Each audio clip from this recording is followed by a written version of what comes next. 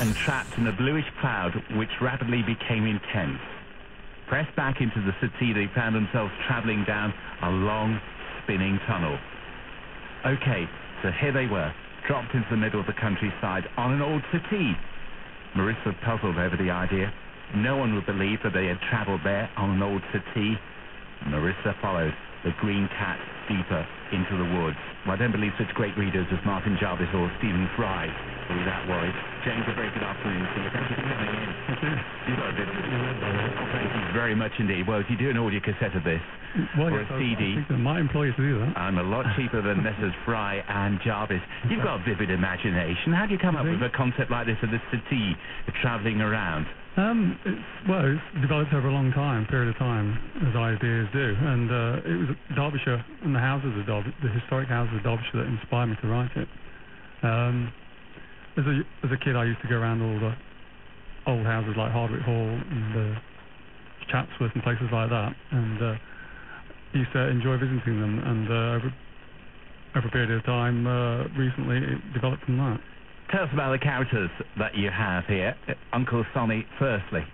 Uncle Sonny, he lives in a massive mansion, and the basic idea came from Cork Abbey for that house, and he's a bit of a recluse because the people who owned Cork Abbey were the Harper crews, and they were very much reclusive. Indeed, and it went into total disrepair until the National Trust bought it up about 20 years ago. Have you been around it yourself? No.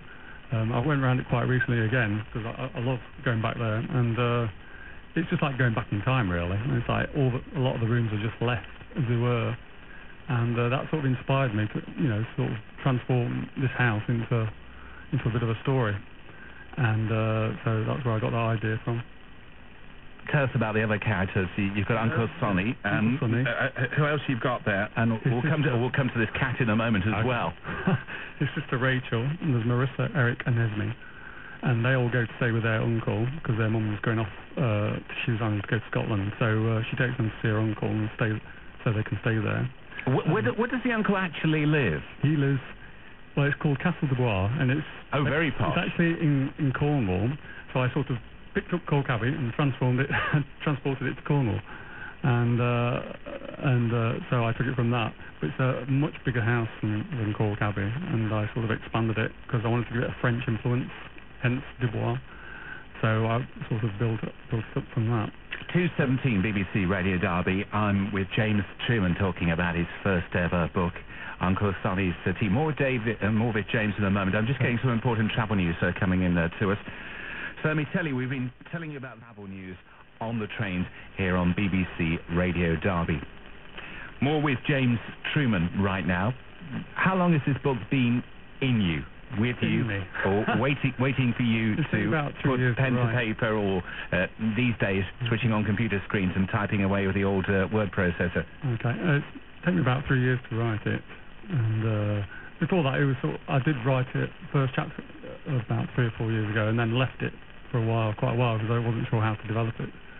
And I got all the ideas for the characters and the basics with the settee, and I just left it for a while to think about it and develop from that. How does the settee work? Do you just sit in it and wish you'd taken somewhere else? Because that's a good old-fashioned element of children's stories. Yeah. You sit somewhere, you go into a machine, and you wish you were somewhere else, and hey presto, there you go. How does the settee work? Do you press a button or two? No, not quite. It's a bit more complicated than that. Oh.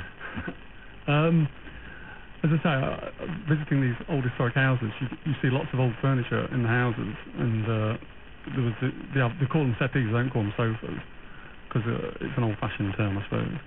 But the idea came from seeing an advert on TV, and I remember seeing these settees in different positions outside. It was like one next to a canal or on a road or somewhere like that, and I thought, how would that settee got there?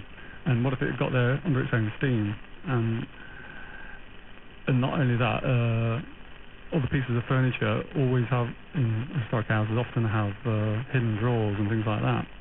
And so I developed the idea, perhaps this settee had hidden drawers in it, within these drawers are artifacts.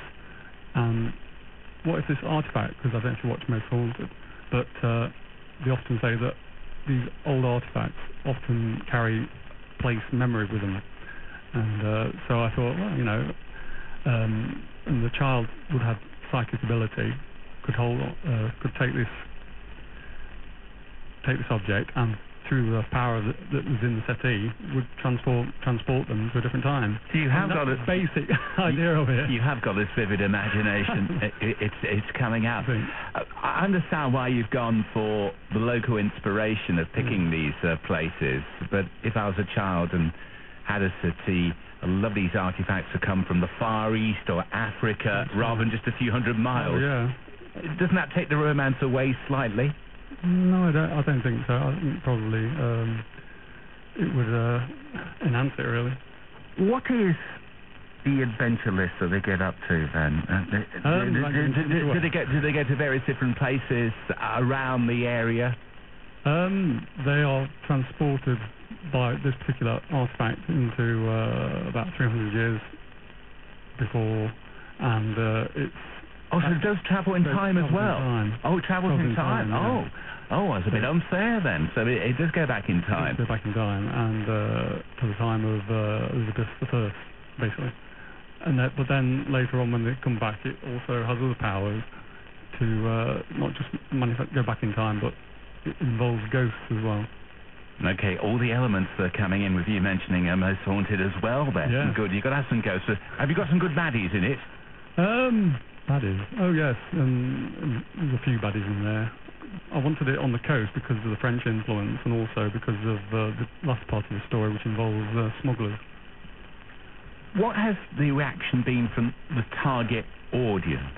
I say children of all ages, but what about the youngsters specifically? What kind of reaction has there been rather than youngsters that you know yourself? Oh, I see.